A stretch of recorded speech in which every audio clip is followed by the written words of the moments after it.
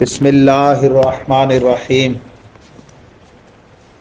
نحمده ونصلی ونسلم علی خاتم الانبیاء والمرسلین وعلی آلہ وصحبہ واہل بیتہ اجمعین اما بعد فاعوذ باللہ من الشیطان الرجیم بسم اللہ الرحمن الرحیم وَكَأَيٍّ مِّنْ آیَةٍ فِي السَّمَاوَاتِ وَالْأَرْضِ یمرون علیہا وہم عنہا معرضون وما یؤمن اکثرهم باللہ الا وہم مشرکون افامنوا ان تأتیہم غاشیۃ من عذاب اللہ او تأتیہم الساعۃ بغتۃ وہم لا یشعرون قل هذه سبیلی ادعو الی اللہ علی بصیرۃ انا ومن اتبعنی وسبحان اللہ وما انا من المشرکین وما ارسلنا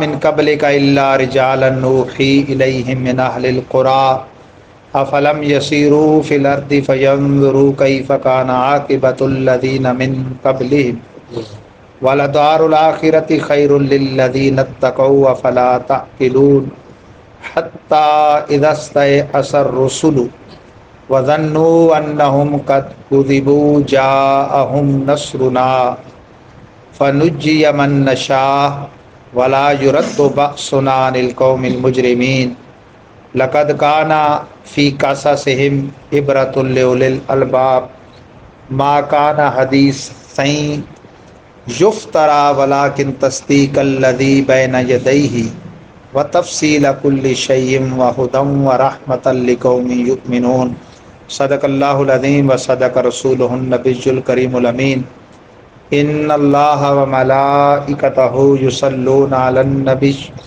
یا ایہا الذین آمنوا صلوا علیہ وسلموا تسلیما صلی اللہ علی النبی الامی وآلہ صلی اللہ علیہ وسلم صلاۃ و سلاما علیک یا رسول اللہ۔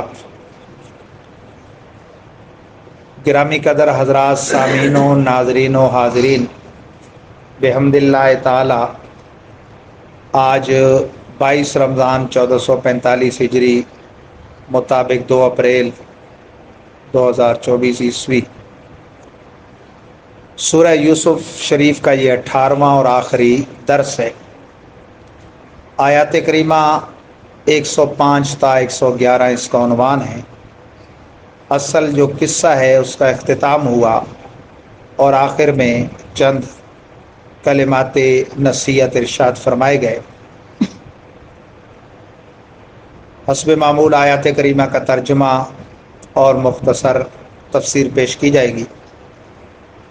فرمایا وَكَأَيٍّ مِّنْ آیَةٍ فِي السَّمَاوَاتِ وَالْأَرْضِ، اور کتنی ہی نشانیاں ہیں آسمانوں اور زمین میں، یمرون علیہا، جن پر لوگ گزرتے ہیں، وَهُمْ عَنْهَا مُعْرِضُونَ، اور ان سے منہ پھیر لیتے ہیں۔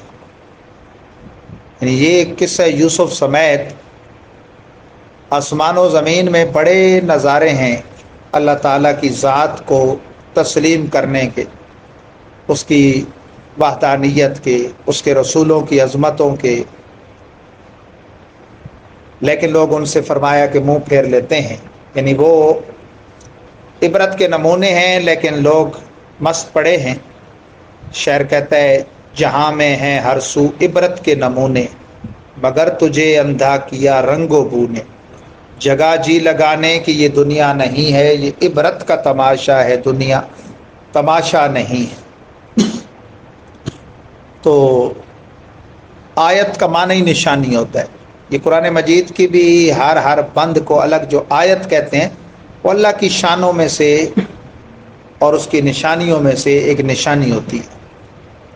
وما یؤمن اکثرهم باللہ الا وهم مشرکون، اور نہیں ایمان لاتے اکثر ان میں سے اللہ پر مگر وہ شرک کرتے ہیں۔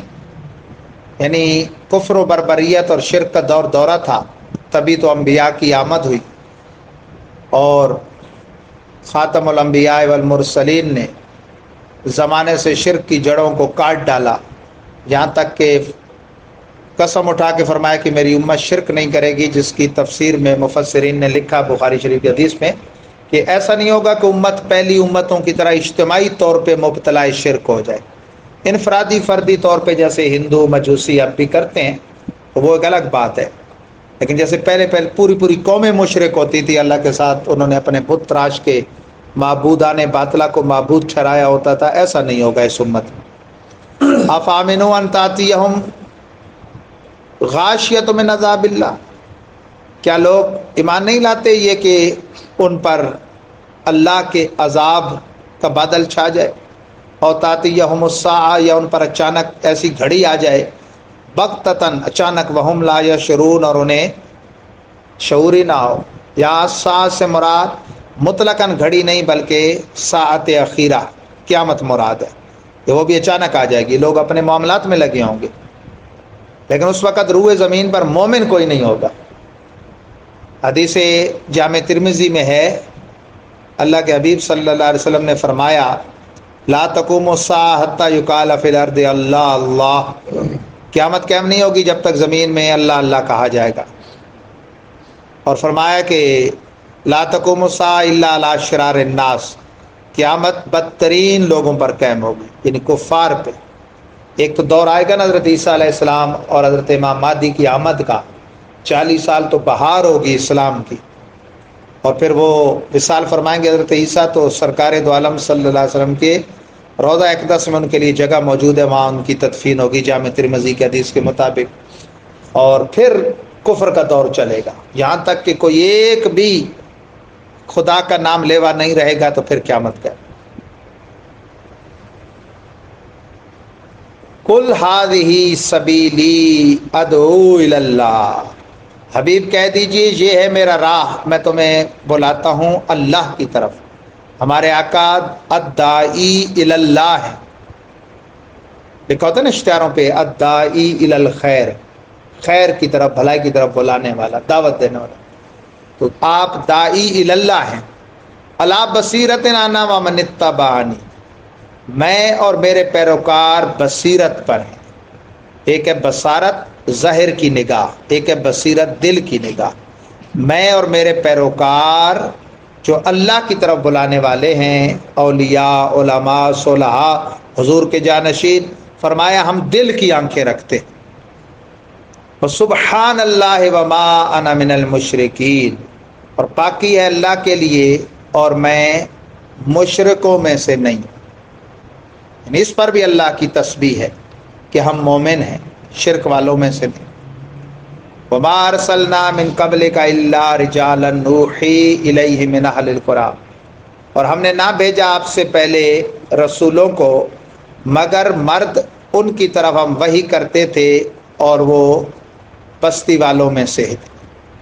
یاد رکھے تمام انبیاء و مرسلین کم و بیش 1,24,000 سب کے سب مرد ہوئے ہیں، کوئی عورت نبی نہیں، سب بشریت کے افراد میں سے ہیں، کوئی فرشتہ انسانوں کی طرف رسول بن کر نہیں آیا، کوئی جن مومن رسول بن کے نہیں آیا، بشریت کے افراد میں سے کامل مرد، نہ عورت، نہ خنثی، نہ جن، نہ فرشتہ، کامل مرد، اور شہری، کوئی بدوی پیغمبر نہیں ہوا۔ یہی وجہ ہے کہ اس مقام پر بعض مفسرین نے لکھا کہ شہریوں کو دیہاتیوں پر ترجیح ہے، ان میں ایمان کا ذوق، عبادت کا ذوق یہ زیادہ ہوتا ہے، اور یہ تجربے کی بھی بات ہے۔ شہروں میں لوگ نماز پڑھتے ہیں، سکولوں، کالجوں اور یونیورسٹیوں کے ماحول کے لوگ جو بظاہر کسی دینی ماحول میں پراپر ٹچ نہیں ہوتے، وہ تہجد پڑھتے ہیں، اور دیہاتوں میں تو چند بابوں کے علاوہ مسجدوں میں نظر ہی کوئی نہیں آتا۔ جمعے کے دن آئیں گے اور بس گئے پھر گئے، پردہ نہیں کریں گی عورتیں بالکل، اور وہ اس کو معیوب بھی نہیں سمجھتے۔ شہر میں کوئی پردہ نہ کرے تو اس پہ انگلیاں اٹھتی ہیں، اسے یعنی وہ ماڈریٹ کہا جاتا ہے، اور اس پر تبصرے ہوتے ہیں۔ وہاں تو پردہ ان کے یہاں کوئی شے ہی نہیں ہے دیہاتوں میں۔ تو یہ بالکل ایک تجربے کی بات ہے، اور مفسرین نے بھی یہ باتیں فرمائیں، اور بعض آیات قرآنی میں مذمت بھی ہے باقاعدہ بدویوں کی، دیہاتیوں کی۔ افلم یسیروا فی الارض، فرمایا کیا وہ لوگ زمین میں سیر نہیں کرتے؟ اور یہ بات ذہن رہے کہ انبیاء و مرسلین جو ہیں، اس میں نبی اور رسول میں بھی فرق ہوتا ہے۔ نبی کا منصب رسول سے کم ہے، یعنی کم و بیش 1,24,000 انبیاء و مرسلین میں سے نبی سارے ہیں، ان میں سے 313 کو ساتھ رسالت بھی عطا کی گئی، اوپر کی ایک ڈگری۔ جیسے میں صرف سمجھانے کے لیے کہہ رہا ہوں، ورنہ نبی رسول کی مثال تو ہوتی نہیں۔ کہا جائے نا بھئی یہ بہت سارے بیٹھے ہوں، سارے پولیس کے شعبے کے لوگ، کہا جائے یہ سارے پولیس والے، تو پولیس والے تو سارے ہیں، لیکن پھر ان میں کوئی اے ایس آئی ہے، کوئی سب انسپیکٹر ہے، کوئی کیا ہے، کوئی ایس پی ہے، یہ ایک الگ اوپر کا اضافی رینک ہے۔ تو کم و بیش 1,24,000 انبیاء تو سارے ہیں، 313 کو ساتھ اوپر کی ڈگری رسالت کی بھی دی گئی۔ پھر 5 ہیں اولو العزم رسول، ان کا درجہ سب سے زیادہ ہے۔ ان کی ترتیب یہ ہے، سب سے اوپر کا درجہ ہمارے آقا و مولا خاتم النبیین صلی اللہ علیہ وسلم کا ہے، پھر انبیاء و مرسلین کے جد کریم حضرت ابراہیم کا، پھر حضرت موسیٰ کا، پھر حضرت عیسیٰ کا، پھر حضرت نوح کا، علی نبینا و علیہ الصلوۃ والسلام۔ آمد کے اعتبار سے اول رسول وہ حضرت آدم ہے، اور آخر رسول ہمارے آقا ہیں آمد کے اعتبار سے، لیکن یہ جو 5 میں نے بتایا یہ درجے کے اعتبار سے۔ پھر 4 پیغمبر صاحبان کتاب ہیں، باقیوں کو صحیفے دیے گئے، رسائل کی صورت میں کہہ لیں، صحف اور مستقل کتابیں جو ملی وہ 4 نبیوں کو۔ ہمارے آقا صلی اللہ علیہ وسلم کو قرآن مجید جو رہتی دنیا تک صحیفہ نجات ہے اور ضابطہ حیات ہے، حضرت موسیٰ کو تورات شریف، حضرت عیسیٰ کو انجیل شریف، حضرت داؤد کو زبور شریف۔ تو افلم یسیروا فی الارض، فرمایا کیا لوگ زمین میں سیر نہیں کرتے، فینظروا کیف کان عاقبۃ الذین من قبلہم، کہ دیکھیں ان سے پہلے لوگوں کا کیا انجام ہوا۔ یعنی بستیوں کی ہلاکت بھی تو عبرت کے لیے کافی ہے نا۔ قوم عاد و سمود پوری بستیاں الٹ دی گئیں، کھنڈرات رہ گئے۔ تو اس لیے بھی یعنی انسان جو ہے نا وہ نیکی 2 وجہ سے کرتا ہے، رب کا قرب، رضا اور ثواب پانے کے لیے اور جنت کے لیے، اور دوسرا اس کے قہر، عذاب اور جہنم سے بچنے کے لیے۔ اس لیے بشارت اور نذارت اسلام کے 2 طریقے ہیں، سرکار بشیر بھی ہیں، نذیر بھی ہیں۔ خوشخبری سے بھی نیکی کی طرف دل میل ہوتا ہے، اور ڈر سے بھی نیکی کرتا ہے آدمی، بدی سے بچتا ہے۔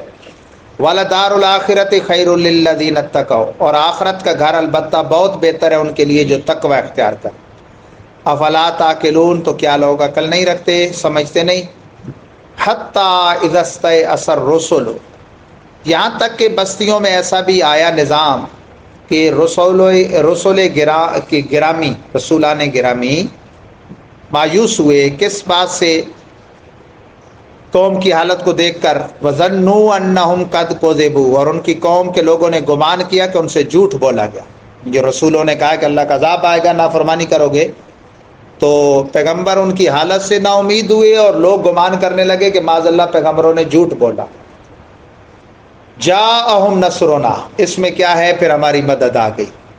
فنجی من نشاء، تو اللہ فرماتا ہے جس سے ہم نے چاہا نجات دی، باقی غرق ہو گئے۔ ولا يرد باسنا عن القوم المجرمین، اور ہمارا عذاب مجرم قوم سے پلٹایا نہیں جاتا، یعنی کوئی چاہے کہ رد کر دے ایسا نہیں ہو سکتا، اللہ نہ چاہے تو۔ بلکہ قوم عاد و سمود پر تو اتنا غضب کا عذاب تھا کہ پاک پیغمبر حضرت ابراہیم نے گزارش کرنی چاہیے تو اللہ نے منع کر دیا کہ آپ نے ان کے لیے درخواست نہیں کرنی۔ تو یہاں پر وہ لوگ جن کے دلوں میں انبیاء کی عظمت نہیں ہے، ان کے ترجمے آپ اردو کے مارکیٹ میں اٹھا کے دیکھ لیں، انہوں نے نا امیدی کی نسبت اللہ تعالیٰ کے پیغمبروں کی طرف کی، کہ پیغمبر اللہ سے نا امید بھی ہو گیا، اور پیغمبروں نے گمان کر لیا کہ ان سے جھوٹ بولا گیا۔ آپ بتائیے عام مومن بھی اللہ پر یہ گمان کر سکتے ہیں کہ اللہ جھوٹ بولے گا؟ انہوں نے پیغمبروں کی طرف، حالانکہ یہ ظنو کا فاعل ان کی قوم کے لوگ ہیں، تو انہوں نے یہ گمان کر لیا کہ ان سے جھوٹ بولا گیا، پیغمبروں نے جھوٹ بولا۔ بے شک آپ اردو کے بڑا ادیب مشہور ہے مولانا مودودی، اس کا ترجمہ اٹھا کے دیکھ لیں، تفہیم القرآن۔ دیوبندیوں کے محمود الحسن کا دیکھ لیں، اشرف علی تھانوی کا دیکھ لیں، مفتی شفیع کراچی والے کا دیکھ لیں، سب نے یہی ترجمہ کیا۔ اعلیٰ حضرت نے ترجمہ یہ کیا ہے کہ رسولوں نے یہ لوگوں سے نا امیدی کی ان کی حالت کی وجہ سے، اور لوگ گمان کر بیٹھے کہ ان سے رسولوں کی طرف سے جھوٹ بولا گیا۔ استغفر۔ لقد کان فی قصصہم عبرۃ لأولی الالباب، قرآن فرماتا ہے البتہ تحقیق ان کے قصوں میں عبرت ہے عقل مندوں کے لیے۔ اولو الالباب، الباب لب کی جمع ہے، لب کا معنی ہوتا ہے مغز، کہتے ہیں نا فلاں بحث کا یہ لب لباب ہے، مغز یہ ہے، اس کا نچوڑ یہ ہے۔ تو قصہ کی جمع قصص، اردو والے عموماً پڑھتے ہیں قصص، قصص الانبیاء، وہ کتاب بھی ہے، وہ ہے قصص الانبیاء، انبیاء کے قصے۔ ما کان حدیثیں یفترا، یہ قرآن کوئی گھڑی ہوئی بات نہیں ہے۔ اینڈ قرآن کی عظمت پہ ہو رہا ہے، آخری آیت کریمہ سورہ یوسف، اللہ فرماتا ہے یہ قرآن کوئی گھڑی ہوئی بات نہیں، نہ یہ قصہ یوسف گھڑی ہوئی بات ہے، نہ پورا قرآن گھڑی ہوئی بات ہے۔ جو کچھ فرمایا قصہ یوسف میں یا پورے قرآن میں وہ حق ہے، حق ہے، حق ہے۔ وَلَٰكِن تَصْدِيقَ الَّذِي بَيْنَ يَدَيْهِ، اور بلکہ یہ تو اپنے سے پہلی کتابوں کی بھی تصدیق ہے، ان کا بھی مصدق ہے کہ انجیل حق ہے، تورات حق ہے، زبور حق ہے۔ وَتَفْصِيلَ كُلِّ شَيْءٍ، اور ہر شے کی تفصیل ہے، خواہ قصہ یوسف ہو خواہ پورا قرآن ہو، ہر شے کی کیا ہے؟ تفصیل۔ اور اللہ نے یہی ہر شے کی تفصیل جس کو سکھا دی تو ماننا پڑے گا کہ وہ محبوب کائنات کی ہر شے کی تفصیل جانتے، صرف علم نہیں جانتے، تفصیلاً علم جانتے۔ وَہُدًى، اور یہ قرآن ہدایت ہے، وَرَحْمَةً، اور رحمت ہے، لِقَوْمٍ يُؤْمِنُونَ، ایماندار قوم کے لیے۔ ہدایت عامہ سب کے لیے، ہدایت خاصہ ایمان اور تقوی والا۔ جیسے قرآن نے ایک جگہ فرمایا ہدی للناس، الناس میں سب آ گئے، مومن کافر مرد و زن سب۔ کافر کے لیے ہدایت ہے کس بات کی؟ ایمان لانے کی۔ مومن کے لیے ہدایت ہے اچھے عمل کی۔ منافق کے لیے ہدایت ہے منافقت چھوڑنے کی۔ لیکن دوسری جگہ فرمایا ہدی للمتقین یا ہدی لقوم یؤمنون، خاص ہدایت مومن اور متقی کے لیے۔ جیسے بارش برستی ہے نا، ویسے تو بارش سب کے لیے، لیکن اس کا کہہ دیتے ہیں بعض اوقات بارش کس کے لیے جی؟ کھیتی کے لیے۔ کیا مطلب؟ صرف کھیتی پر تو نہیں برستی، لیکن اس کا خصوصی فائدہ کھیتی اٹھاتی۔ ایسی قرآن ہدایت عامہ سب کے لیے، ہدایت خاصہ مومن اور متقی کے لیے۔ سورہ یوسف میں بھی ایک مسئلہ گزرا، اور ویسے بھی کسی نے مجھ سے پوچھا تو ایک مسئلہ میں تفصیل سے بیان کر دیتا ہوں۔ اس کا تعلق زکوٰۃ سے بھی ہے، فطرہ سے بھی ہے، اور اصل مسئلے کا عنوان ہے حیلہ شرعی۔ اس مسئلے کو تفصیل سے سمجھیے۔ آج بھی دو فریقین کے درمیان بڑا جھگڑا تھا۔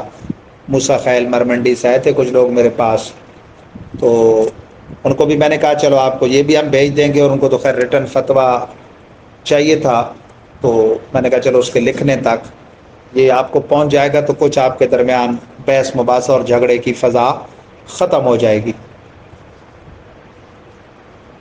قرآن مجید فرقان حمید برہان رشید کی نصوص اور احادیث نبویہ سے ہمارے فقہائے احناف نے ایک مسئلہ بیان کیا ہے، حیلہ شرعی کا جواز۔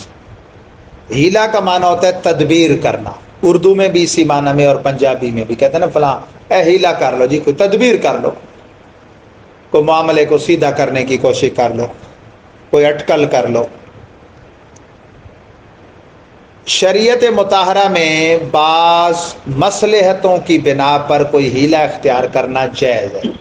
بے ضرورت بے مصلحت خالی حیلہ جوئی کرتے رہنا، اس سے پھر انسان میں کھوٹ پیدا ہوتا ہے، اور وہ ہر وقت حیلہ جوئی میں لگا رہتا ہے، ادھر کے معاملے کو ادھر کرنے کدھر پہ، تو وہ درست نہیں، اس میں پھر نفس کا دخل ہو جاتا ہے۔ لیکن ضرورتاً فتاویٰ کی کتابوں میں سے فتاویٰ عالمگیری میں پورا ایک باب ہے، کتاب الحیل، حیل جمع حیلہ کی، حیلوں کا باب۔ وہ ہمارے مدارس دینیہ میں فقہ اسلامی کا جو کورس ہوتا ہے مفتی کورس کا، اس میں وہ سبقاً پڑھایا جاتا ہے۔ انہوں نے بھی قرآن مجید کی آیات سے استنباط کیا۔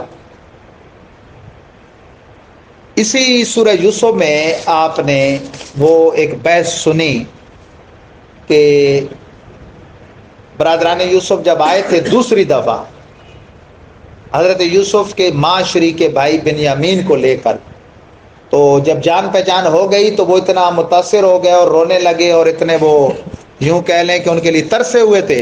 انہوں نے کہا میں واپس نہیں جاتا. تو آپ نے فرمایا بھائی میں کس طریقے سے تمہیں رکھ سکتا ہوں؟ ایک تو ہمارے باپ پہلے میری وجہ سے غمگین، حضرت یعقوب، ان کا غم اور بڑھ جائے گا. دوسرا میں کس بیس پہ رکھوں بھائی، میں اس بندے کو نہیں جانے دیتا. کہیں گے اتنا ہمارے ساتھ جو حسن سلوک کیا وہ اس لالچ میں کیا تھا بندہ ہمارا رکھ لیں گے. تو اللہ تعالیٰ نے ایک تدبیر ان کو سکھائی، ایک ہیلا. قرآن فرماتا ہے کذالک کدنا لیوسف، کہ یہ تدبیر ہم نے سکھائی. اب ایک تو یہاں یہ بھی چلو میں مسئلہ آپ کو بتا دوں کہ میں وہ اتقاء والے بھائیوں کے لیے جو 3 کتابیں لائے ان میں جو علم القرآن کتاب ہے اس کو سمجھ کے انشاءاللہ جس نے پڑھ لیا اس کی بہت ساری غلط فہمیاں دور ہو جائیں گی. یہ جو میں نے کل بھی ایک بات کی تھی نا کہ ترجموں اور مفہوم پہ واردات کر کے لوگوں نے قرآن کے ذریعے بھی گمراہ کیا ہے. ورنہ آپ دیکھیں کہ قرآن کی نظم کو تو کوئی نہیں بدل سکتا نا، زبر زیر شد مد پیش کو. تراجم میں تبدیلیاں کر کر مفہوم قرآن، ترجمے میں بھی پھر یہ ہوتا ہے کہ بھی پکڑے جائیں گے، مفہوم قرآن بدل کے واردات کرتے ہیں. لفظ ایک ہوتا ہے لیکن اس کا محل دیکھ کے معنی بدل کے کرنا ہوتا ہے، ورنہ آدمی گمراہ ہو جاتا ہے. اس کی مثال میں یہ جو ہیلے والے مسئلے کی میں پہلی دلیل دے رہا ہوں اسی سے دے دیتا ہوں. کذالک کدنا لیوسف، یہ سورہ یوسف کی آیت نمبر 76 ہے. اعلیٰ حضرت نے ترجمہ کیا اسی طرح ہم نے یوسف کو تدبیر سکھائی. اب لفظ کدنا قید سے ہے، وہ قید دوسری قید نہیں، قید و بند، وہ کاف نقطوں والی سے نہیں، چھوٹے کاف کشش والے سے قید. یہ لفظ ویسے اردو میں مکر و فریب کے معنی میں بھی ہے. اب یہاں آپ اللہ تعالیٰ کے لیے یہ معنی اگر کریں تو آپ کا ایمان رہے گا کہ اللہ کہے کہ ہم نے یہ مکر یوسف کو سکھایا؟ حالانکہ یہی لفظ اسی مکر کے معنی میں اسی صورت کے شروع میں گزر چکا ہے. کب؟ جب حضرت یوسف نے کہا نا کہ یا ابت انی رأیت احد عشر کوکبا والشمس والقمر رأیتم لی ساجدین، اے بابا جان میں نے خواب دیکھا 11 ستارے، ایک سورج، ایک چاند مجھے سجدہ کرتے ہیں. تو حضرت یوسف نے، یعقوب نے جو ان کو لفظ کہے تھے نا کہ بھائیوں کے سامنے یہ بیان نہ کرنا، اور اس کی جو وجہ بیان کی تھی اس میں یہ لفظ آیا ہے. یہ آیت نمبر ہے بالکل شروع میں. یہ سورہ یوسف یاد رہے 12ویں پارے کے آخری 6 رکوع اور 13ویں کے پہلے 6 رکوع میں ہے. حضرت ابراہیم نے ان کو، حضرت یعقوب نے جب منع کیا خواب بیان کرنے سے تو وجہ کیا بیان کی؟ قال یا بنی لا تقصص رؤیاک علی اخوتک، فرمایا بیٹے اپنے بھائیوں پر یہ خواب مت بیان کرنا، فیکیدوا لک کیدا، وہی لفظ قید سے، کادا یکیدو، یکیدو جو اللہ تعالیٰ فرما رہے کدنا لیوسف، یہاں معنی ہے مکر. بھائیوں کے سامنے خواب مت بیان کرنا کہ تمہارے ساتھ چال چلیں گے، مکر کریں گے، فریب کریں گے. یہی لفظ اللہ تعالیٰ کے لیے آیا تو اب یہ معنی کریں تو ایمان رہے گا؟ لفظ وہی ہے، معنی کیا ہوگا؟ اسی طرح ہم نے تدبیر سکھائی یوسف کو. دوسری مثال دے دوں اس مسئلے کی، پھر میں ہیلے کا مسئلہ بیان کرتا ہوں کہ محل بدلنے سے معنی بدلنا ہوتا ہے ورنہ ایمان جاتا رہتا ہے. لوگ کہتے ہیں بھائی جس کو لغت آتی اور بھی آتی ہو ڈکشنری میں رکھ کے ترجمہ کر لے. نہیں، قرآن مجید کے ترجمہ اور تفسیر کے لیے 21 علوم کا سیکھنا شرط ہے، جن کے نام بھی نہیں آتے بعض لوگوں کو، جنہوں نے اردو کے ترجمے رکھ کے ترجمے لکھ ڈالے اور گمراہ کن ترجمے کیے. قرآن پاک میں ماکروا و ماکر اللہ واللہ خیر الماکرین. اب مکر لفظ اردو میں ویسے ہی مشہور ہے، چلو قید کا تو معنی مکر ہے نا، مکر خود. اب پہلا ماکرو کا فعل ہے یہودی، ماکرا کا فعل ہے اللہ. بتاؤ ایک معنی کریں گے؟ اردو میں ادب کا لفظ ہے مکر اللہ کے لیے، معنی کیا کریں گے؟ انہوں نے مکر کیا، اللہ نے اس مکر کا توڑ کیا، یعنی جزائے مکر کو مکر سے تعبیر کیا. جیسے پہلے پارے میں نا اللہ یستہزئ بہم، انہوں نے استہزاء کیا یعنی ٹھٹا کیا، اللہ نے ان کے استہزاء کا بدلہ دیا، ان کو یعنی ان کے ٹھٹے کا رد کیا. یہاں معنی کیا ہوگا؟ انہوں نے مکر کیا اور اللہ نے خفیہ تدبیر فرمائی. واللہ خیر الماکرین، اللہ سب سے بہتر مکار نہیں ہے بلکہ کریں گے اللہ سب سے بہتر تدبیر کرنے والا. آپ بے شک دیوبندیوں وہابیوں کے اردو ترجمے اٹھا کے لکھ لیں تین ترجمے کیا انہوں نے. کسی نے کیا اللہ نے مکر کیا اور اللہ سب سے بہتر مکر کرنے والا ہے. انہوں نے مکر کیا اور اللہ نے فریب کیا اور اللہ سب سے بہتر فریب کرنے. انہوں نے دھوکہ دیا اور اللہ نے دھوکہ دیا اور اللہ سب سے بہتر دھوکہ دیا. یہ ترجمے کیے ہیں اللہ کی ذات کے بعد. تو بہرحال یہ کذالک کدنا علی یوسف، یہ یاد رکھیں وہ جو میں نے ہیلے کی بات کی، مصلحت کی بنا پر ہیلا جائز ہے. ہیلا جو بننے کے لیے نہیں یا دوسرے کا حق مارنے کے لیے نہیں. مثلا صدقات واجبہ جو ہے نا، زکوٰۃ، فطرہ اور یہ کیا ہوتا ہے کوئی بھی صدقہ واجبہ، عشر وغیرہ، اس کے مصارف خاص لوگ ہیں. فقیر، مسکین، مسافر، مجاہد، کسی پر قرض بہت چڑھا ہوا اس کا قرض اتارنے کے لیے، غلام کو آزاد کرنے کے لیے. اور اسلام کی ابتدا میں نو مسلموں کو بھی دیا جاتا تھا تاکہ پکے رہیں، بعد میں وہ منسوخ ہو گیا. باقی سارے ہیں.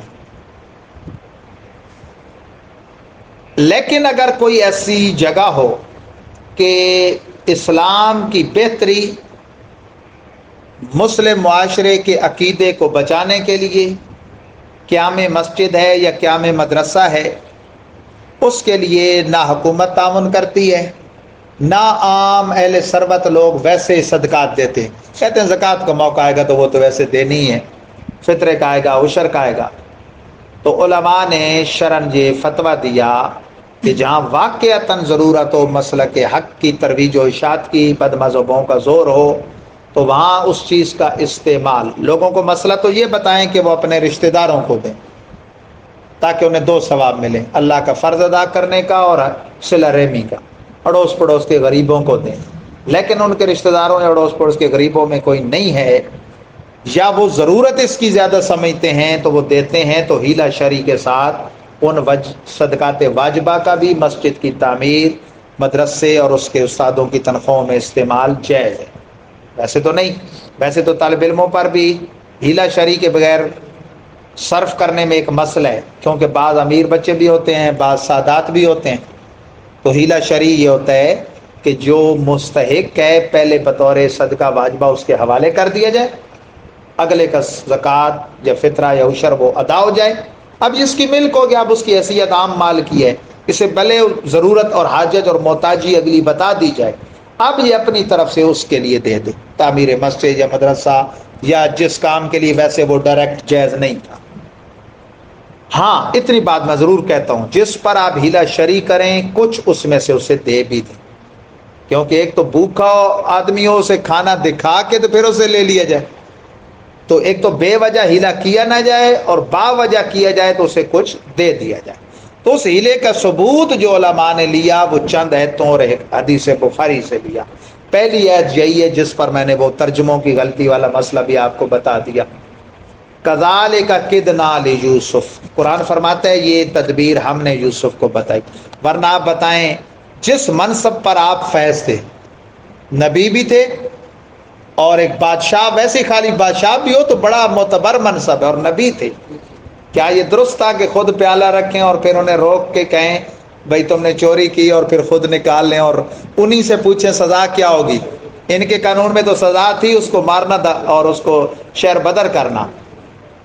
حضرت یعقوب کی جو وہاں قانون تھا وہ یہ تھا کہ اس کو رکھ لیا جائے چور کو. تو یہ اللہ نے تدبیر سکھائی. بات سمجھ گئے؟ تو یہ ہیلا تھا.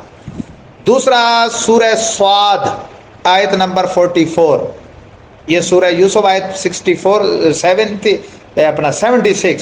اور اب یہ آیت ہے سورہ صاد آیت نمبر 44. حضرت ایوب پیغمبر بڑے لمبے بیمار ہوئے تھے اور ان کا صبر بڑا مشہور ہے. ایک دن ان کی بیوی کی طرف سے انہیں کوئی شکایت تھی تو انہوں نے قسم اٹھا لی میں سے 100 چھڑیاں ماروں گا. بعد میں غصہ ٹھنڈا ہوا تو نادم ہوئے کہ 100 چھڑیاں بڑی سزا ہے. تو اللہ تعالیٰ نے ایک تدبیر سکھائی، فرمایا وَخُذْ بِيَدِكَ ضِغْثًا فَاضْرِب بِهِ وَلَا تَحْنَثْ، اپنے ہاتھ میں جھاڑو پکڑ لو اور اس کے ساتھ مار دو، قسم نہ توڑ.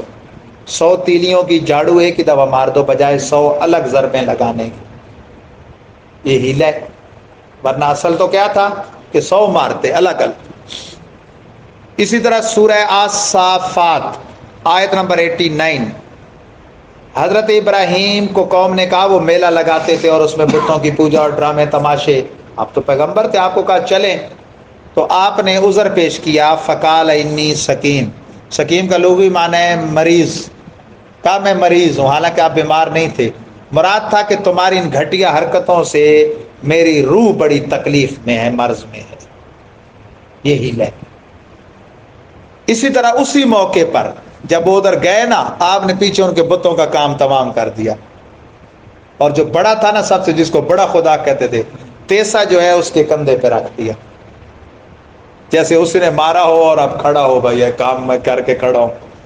تو قوم آئی تو ان کو پہلے ہی ظاہر ہے آپ پر ہی شک ہونا تھا، آپ ہی ان کی بتوں کی مخالفت کرتے تھے، اور آپ ہی نہیں گئے تھے میلے میں، باقی سارے ادھر تھے۔ تو انہوں نے پوچھا بھائی آپ نے کیا؟ تو انہوں نے کہا بل فعلہ کبیرہم، سورۃ الانبیاء آیت نمبر 63۔ آپ نے کہا نہیں، بلکہ ان کے بڑے نے کیا، مراد آپ کی اپنی ذاتی، آپ قوم کے بڑے تھے منصب میں، مرتبے میں، اور وہ ظاہری معنی سمجھے کہ بھائی ان بتوں میں سے جو بڑا ہے، جس کے ادھر تیسا رکھا ہے، بھائی ہم پہ تان کر رہے ہیں۔ وہ کہنے لگے یہ کیسے کر سکتے، بے جان ہے۔ آپ نے فرمایا یہی تو میں نے سمجھانا تھا تمہیں کہ یہ بے جان ہے۔ یہ چار ایتیں ہیں جو علماء نے ہیلا کے جواز پر پیش کیں، اور پانچویں بخاری شریف کی حدیث، اور وہ بھی حضرت ابراہیم کا واقعہ ہے۔ بخاری شریف کی پھر شرح فتح الباری جلد 6 صفحہ 392، اور عمدۃ القاری شرح بخاری جلد 12 صفحہ 31 پہ اس کی ساری تفصیل موجود ہے کہ آپ جب اللہ کے حکم سے با ارادہ ہجرت نکلے تھے نا، حضرت سارہ آپ کے ساتھ ہیں، آپ کی بیوی، وہ بڑی جمیلہ خاتون تھیں، تو وہاں کا ایک بادشاہ تھا، اس کا دستور تھا کوئی بھی مسافر گزرتا اس کے ساتھ اس کی بیوی ہوتی تو اس کو وہ چھین لیتا تھا، لیکن محارم میں سے کوئی اور رشتہ دار ہوتی چھوڑ دیتا تھا، اس کا اپنا ایک بنایا ہوا قانون تھا۔ حضرت ابراہیم کو اس بات کا علم تھا، تو اس کے کرندے آئے، پوچھا تارو یہ کون ہے؟ تو آپ نے کہا ہذہ اختی، بخاری شریف کا لفظ، یہ میری بہن ہے، اور مراد آپ نے کیا لیا، انما المؤمنون اخوہ، وہ سمجھے نسبی بہن، جانے دیا، اور آپ نے روحانی بہن مراد لیا کہ مومن سارے آپس میں بہن بھائی ہیں، اور اس وقت اس خطے میں آپ دو ہی مومن تھے۔ تو یہ ہیلا ضرورتاً مصلحتاً درست ہوتا ہے، اور جس بیس پر وہ مسئلہ آیا تھا وہ بھی میں نے بیچ میں بیان کر دیا کہ ادارے کے لیے وہ بعض صدقات واجبہ جمع کرتے تھے، اور ایک شخص کا اعتراض تھا، وہ امام مسجد تھے لیکن وہ پڑھے ہوئے نہیں تھے، عالم نہیں تھے، تو ان کا اعتراض تھا کہ یہ جائز نہیں ہے، اور ان کا ان پہ اعتراض تھا کہ یہ اپنے لیے چاہتے ہیں کہ فطرانہ انہیں دیا جائے، تو یہ مستحق نہیں ہے، بڑا جھگڑا تھا۔ تو پھر ان کو یہ مسئلہ سمجھایا کہ ایسی جگہ جہاں اہل سنت کے فروغ کے لیے ضرورت ہو، سخت حاجت ہو، اور لوگ ویسے تعاون نہ کرتے ہوں، حکومت بھی نہ کرتی ہو، تو پھر اگر آپ صدقات واجبہ کا وہاں مسجد مدرسے میں علاوہ طالب علموں کے خرچے کے علاوہ تعمیر وغیرہ اور دیگر میں خرچ کرتے ہیں، تو پھر اس کے لیے ہیلا شرعی کیا کریں، اور ہیلا کا یہ ثبوت قرآن و سنت کی روشنی میں ہمارے فقہا نے لکھا۔ اللہ کی رحمت سے آج 22 رمضان کو یہ سورہ یوسف کا ہمارا درس مکمل ہوا۔ کل سے انشاءاللہ اسی وقت میں فقہ کے جو شریعت کے بنیادی مسائل ہیں، طہارت، نماز، روزہ، زکوٰۃ وغیرہ کے کا درس ہوگا، اس میں آپ سوال جواب بھی کر سکتے ہیں، اور بعض چیزیں نماز وغیرہ سے متعلق ہم پریکٹیکل بھی کریں گے انشاءاللہ۔ کچھ کتابیں میں لایا ہوں، جو ساتھی اعتکاف والے اچھے طریقے سے اردو پڑھنا لکھنا جانتے ہیں وہ ان کا گہری نظر سے مطالعہ کریں۔ ایک وظیفے کی کتاب ہے 5 سورت کے نام سے، اور 2 ویسے مسائل کی اور عقائد کی کتابیں انہیں پڑھیں، پھر جو مسئلہ ان میں بھی سمجھ نہ آئے وہ پوچھیں۔ قرآن کا حکم ہے فَاسْأَلُوا أَهْلَ الذِّكْرِ إِن كُنتُمْ لَا تَعْلَمُونَ، علم والوں سے پوچھو وہ بات جو تم خود نہیں جانتے۔ اور بخاری شریف حدیث ہے شفاء العی السؤال، لا علمی کے مرض کی شفا، لا علمی کو بھی حدیث نے مرض قرار دی ہے، نہ جاننے کو۔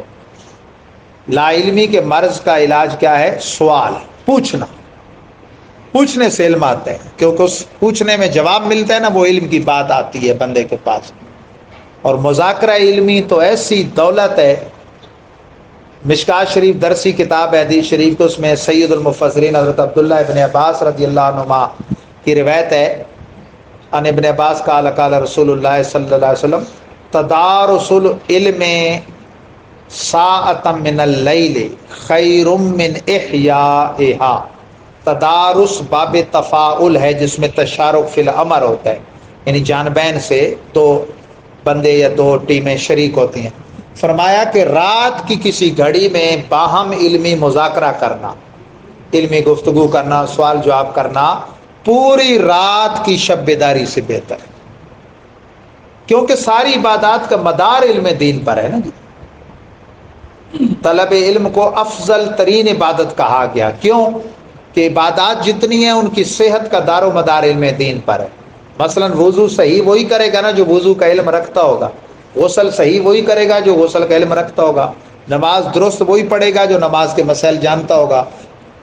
اسی طرح قیاس کر لیں، حج ہے، زکوٰۃ ہے، وغیرہ وغیرہ. اور بعض مسائل تو پریکٹیکل کے بغیر آتے ہی نہیں. حج ہے نا، حج 10 دفعہ کتاب الحج فقہ کی کتابوں میں ہم پڑھائیں 20 دفعہ. عمرہ حج کیا نہ ہو تو بعد میں بھول جاتا ہے. اور ایک بندہ جو بس کہتا ہے اتنا پڑھنے پڑھانے والا نہ ہو لیکن اس نے پریکٹیکل کیا ہوا ہے تو وہ جانتا ہے. ملا علی قاری فقہ حنفی کی 10ویں صدی کے محدث ہیں، اور عربی کتابوں میں حج کی سب سے مشہور کتاب انہی کی ہے، کتاب المناسک ملا علی قاری کی. ان کا سچا لطیفہ ہے کہ وہ طواف کعبہ جب کرنے لگے نا تو استلام کر کے اس کو چوم کے یا اس کی طرف ہاتھ کر کے حجر اسود کی طرف تو یوں گھومنا ہوتا ہے، وہ یوں گھومنے لگے تو ایک عام سے اعرابی دیہاتی نے ان کو ٹوک لیا. انہوں نے دیکھا بڑے حیرت سے، کہا جی ایسے کرنا ہے کدھر پر؟ اچھا اس نے کہیں درس سنا ہوا تھا ملا علی قاری کی کتاب کا، اسی کتاب کو اس نے حوالہ دے دیا. تو وہ خود ملا علی قاری تھے جن کو یہ بتا رہا تھا. وہ پریکٹیکل کا اتنا گہرا اثر ہوتا ہے بعض مسائل میں کہ وہ بار بار پڑھیں سنیں پھر بھی یاد نہیں ہوتے، یا ان کا بجا لانا آسان نہیں ہوتا، ادا کرنا جب تک وہ پریکٹیکل نہ کر لیا جائے. اللہ تعالی ہم سب کو احکام شرع ذوق کے ساتھ سیکھنے اور ان پر عمل کی توفیق عطا فرمائے. عید الفطر کے بعد ہم پراپر درس نظامی الحمدللہ شروع کر رہے ہیں. یہاں گلی نمبر 4 میں ریشی اقامتی طلبہ بھی ہوں گے، اس میں ہاسٹل بھی ہوگا، غیر ریشی بھی ہوں گے. سکول کالج اور دیگر شعبہ جات سے متعلق جو بھائی سیکنڈ ٹائم میں جز وقتی شارٹ درس نظامی یعنی شارٹ عالم کورس پڑھنا چاہیں، انشاءاللہ ان کے لیے بھی ہم نے ایک نصاب مقرر کیا ہے جس میں ضروری گرامر، صرف، نحو، ترجمہ، تفسیر، حدیث پاک، فقہ کے بنیادی مسائل، ان کے لیے ہم نے وہ جو مشکل فنون ہیں یعنی منطق، فلسفہ، بلاغت وغیرہ وہ چیزیں ترک کر کے زمانے کی جو ضرورت ہیں ان کا ایک نصاب بنایا ہے. تو وہ بھی سیکنڈ ٹائم اگر استفادہ کرنا چاہیں تو انشاءاللہ رات کی بھی کلاسیں ہوں گی. اللہ تعالیٰ ہم سب کا حامی و ناصر. اللہم صلی وسلم وبارک علی سیدنا مولانا محمد طب القلوب و دوائها و عافیت الابدان و شفائها و نور الابصار و ضیائها و علی آلہ و صحبہ دائما ابدا. اللہم اعنا علی ذکرک و شکرک و حسن عبادتک و خدمت دینک. الہ العالمین اس پوری درس سورہ یوسف شریف کو شرف قبولیت عطا فرما. اس کے بیان میں، آیات کریمہ کے ترجمے کے بیان میں یا تفسیر میں یا کسی مسئلہ شرعی کے بیان میں بتقاضۂ بشری جو لغزش کوتاہی ہوئی اس کو معاف فرما.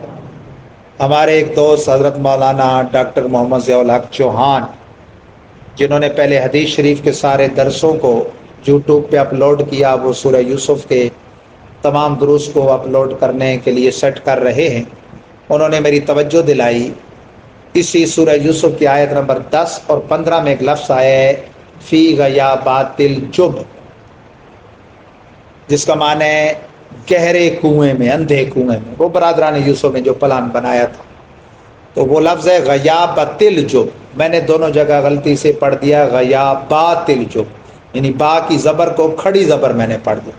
انہوں نے توجہ دلائی، ایک تو وہ ہم نے اس میں سیٹ کر دیا، دوسرا چونکہ آپ لوگ سنتے رہے، آپ کے سامنے بیان ہوا تو اللہ تعالیٰ کو اس کی شان کے لائق حاضر ناظر جان کے میں اگرچہ قصدن وہ میں نے نہیں پڑھا، اور کوئی مسلمان بھی قصدن قرآن کو غلط نہیں پڑھتا، لیکن جو وہ بے ارادہ بھی زبر کی ہم سے کھڑی زبر پڑی گئی اس پر اللہ تعالیٰ کی بارگاہ میں رجوع کرتا ہوں. اور جو دانستہ تو کوئی مسلمان کرتا ہے نہیں، نہ دانستہ اور بھی اے مولا بشری تقاضے سے لغزش کوتاہی ہوئی ہو وہ اپنے فضل سے اپنے کرم سے معاف فرما، اور جو درست بیان ہوا اس پر پہلے مجھے خود اور پھر ہم سب سننے والوں کو عمل کی توفیق عطا فرما۔ اس قصہ سے جو عبرت کے ہمیں نمونے حاصل ہوئے ان سے عبرت حاصل کرنے کی توفیق عطا فرما۔ بھائیوں کو بھائیوں سے حسد، ماں باپ کے احترام کا معاملہ، عورتوں کے مکر کے معاملات، بادشاہوں اور وزیروں کے اور ان کے مشیروں کے جو معاملات اور ان کی بے تدبیریاں اور غلط مشاورتیں، اور جو معاشرے کی اس میں خرابیوں کی اصلاح کے پہلو ہم نے سنے، ہمیں ان کے مطابق اپنی اصلاح کرنے کی توفیق عطا فرما۔ اور جو اس میں فتنوں کا، عورتوں کے فتنوں کا ذکر آیا، بھائیوں کے حسد کا ذکر آیا، ان برائیوں سے ہمیں بچنے کی توفیق عطا فرما، کرم فرما، رحم فرما، فہم قرآن ہمارے لیے آسان فرما۔ 22واں رمضان ہماری والدہ مرحومہ کی وفات کا دن ہے، دعا کریں اللہ تعالیٰ ان کو کروٹ کروٹ جنت نصیب کرے۔ سب کے والدین جن کے زندہ ہیں ان کا سایہ عاطفت اللہ تعالیٰ تادیر سلامت رکھے، جن کے دنیا سے چل بسے بشمول میرے والدین کے اللہ تعالیٰ سب کی کامل بخشش فرمائے، ہم سب کو ایمان پہ ثابت قدمی نصیب